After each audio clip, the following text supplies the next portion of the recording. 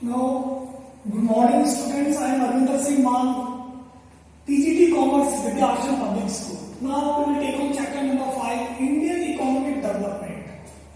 Now the chapter is Human Capital Formation in India, class 12 commerce. Now what is today's topic is the importance of human capital formation in economic growth. कि भारत के अंदर इंसानों की तरक्की की जरूरी है आर्थिक विकास के लिए। अगर हमें आर्थिक विकास इस देश का करना है तो हमें लोगों की skill management, skill development, expertise बनाना होगा। उनको किसी न किसी क्षेत्र में उनको स्पेशलाइज करना पड़ेगा। अब उसका पहला पॉइंट क्या है? Enhancement of productivity of the human capital. अब ह्यूमन कैपिटल की जो प्रोडक्टिविटी सिर्फ उनको नॉलेज देने से, उनको एजुकेट करने से ही हो सकती है, उसके बिना ये पॉसिबल नहीं है। और ये जब ही हो सकता है जब उनको स्किल करें और उनको बेटर बनाएं ताकि वो अपने स्किल्स को यूज कर सके और टेक्निकली साउंड हो सके ट्रेनिंग द्वारा, तभी हमारे देश की प्रोडक्टिविटी बढ़ेगी। दूसरा है efficient use of physical capital. Now efficient use of physical capital, now what is physical capital? Physical capital means plant, machinery, tools, building, and all these things. Now, how we can use all these things? Because keeping the expertise person and how a skilled person. Now, how we can make the person skilled and expertise by giving him the training, by giving him the training so that he can become the expertise and specialize in the job, so that he can equip with the physical capital of the organization. Now, the another one is key role in development of the innovation and technological improvement. Now, innovation and technological improvement, अगर हमें कोई नया चीज शुरू करनी है, कोई नया इकोनॉमिक वातावरण बनाना है, हमें टेक्नोलॉजी यूज करनी है, तो हमें एक्सपर्ट लोगों की जरूरत है इस देश के अंदर। क्योंकि बिना एक्सपर्ट लोगों के हम टेक्नोलॉजी को यूज नहीं कर सकते, हम इनोवेशन नहीं कर सकते। ये एक इतनी इंपॉर्टेंट बात है। हम उनको एजुकेशन दे सकते हैं ताकि उनकी स्किल डेवलपमेंट हो सके, ताकि वो इनोवेट कर सके, नई टेक्नोलॉजी को यूज कर सके। उसके बाद है की रोल इन डेवलपमेंट स्ट्रैटेजी। की रोल इन डेवलपमेंट स्ट्रैटेजी, अगर इस देश में अगर आपको कोई डेवलपमेंट की स्ट्रैटेजी बनानी है तो इंसानों का बहुत बड़ा रोल है। हमें आगे के लिए अगर कोई स्ट्रैटेजी, इकोनॉमिक स्ट्रैटेजी बनानी है आगे के लिए, तो हमें एक्सपर्टाइज लोगों की जरूरत है, स्किल्ड लोगों की जरूरत है, क्योंकि उसके बिना हमारा काम नहीं होता है। Now improvement in quality of life. Now improvement in quality of life है कि अगर हम लोगों को अच्छी शिक्षा देंगे, एजुकेशन देंगे, हेल्थ देंगे, फैसिलिटीज देंगे, उनका स्किल डेवलपमेंट करेंगे, तो श्योर है कि उनकी क्वालिटी बढ़ेगी। और अगर उनकी क्वालिटी बढ़ेगी तो इस देश की लेबर प्रोडक्टिविटी बढ़ेगी और जीडीपी बढ़ेगी। अगला है the positive change in attitude. उनके एटीट्यूड में पॉजिटिव चेंज आएगा। कैसे? वो बेहतरीन ढंग से काम करेंगे, वो स्किल्ड लेबर होगी, वो उनके पास नॉलेज होगी, वो ज्यादा इक्विप कर पाएंगे टेक्नोलॉजी से, उनका आउटलुक बदलेगा, जॉब के प्रति उनका आउटलुक बदलेगा, तो उनको जॉब अपॉर्चुनिटीज मिलेगी। यानी कि change in outlook and more job opportunity.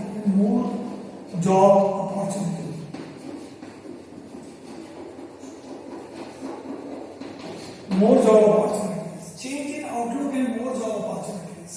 This is the positive attitude. If we train them, give the skill training, knowledge and the education, then definitely they are going to change. They will increase their labor productivity. Now, what are the problems facing the human capital formation?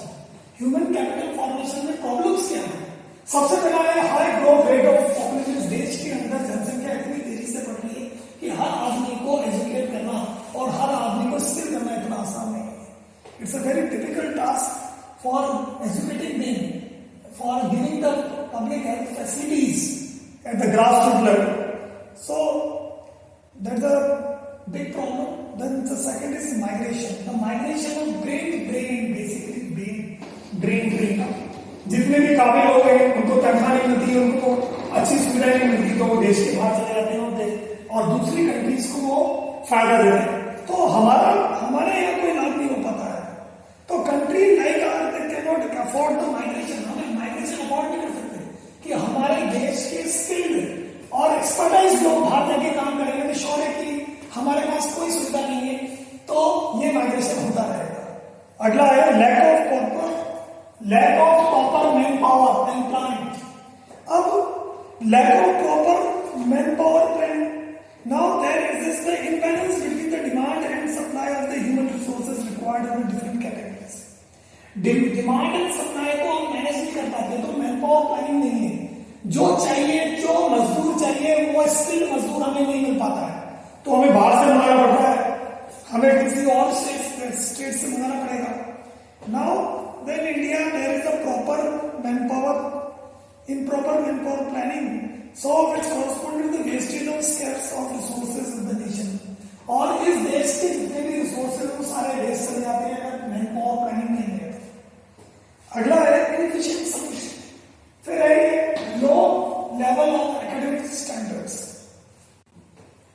Now education system, जो education facilities है वो अभी भी कई गांव में, कस्बों में और कई जगह जो लोकल एकेडमिक स्टैंडर्ड्स हैं वो उतने अच्छे स्टैंडर्ड्स नहीं है कि हम सभी लोगों को एक्सपर्टाइज कर सकें, स्किल्ड कर सकें।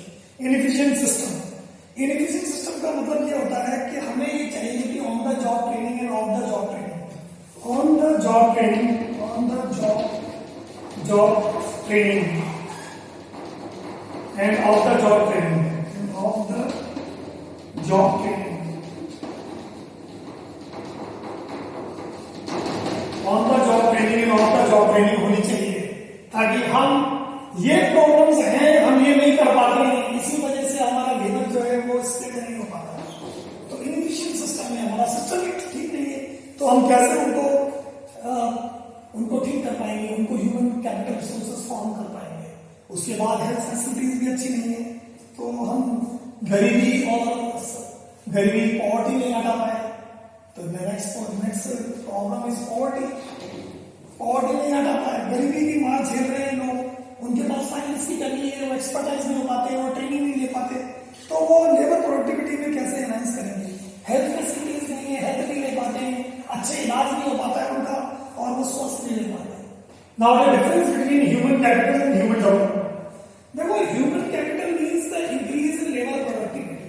अगर हम लेबर की स्किल और एक्सपर्टाइज बना रहे हैं तो प्रोडक्टिविटी बढ़ेगी। तो दूसरी तरफ सिर्फ एक आइडिया है, human development is a idea to give the education and help to the human beings. Now the second point is, अगर investment in education and health, तो अगर ये करने पर भी अगर प्रोडक्टिविटी नहीं बढ़े तो बेकार है। लेकिन वहां ह्यूमन डेवलपमेंट में investment in education and health facilities, तब प्रोडक्टिविटी बढ़े, even if there is no need to the rise in the production, then also the human development is there. Development तो हो रहा है ना, तो ह्यूमन कैपिटल और ह्यूमन डेवलपमेंट बहुत अंतर है। वहां तो डेवलपमेंट हो रहा है, चाहे वो उसको हम लेबर प्रोडक्टिविटी या प्रोडक्शन के संबंध में नहीं देखें, लेकिन यहाँ तो हमें देखना पड़ेगा कि हम जो एजुकेशन दे रहे हैं उससे प्रोडक्टिविटी बढ़े।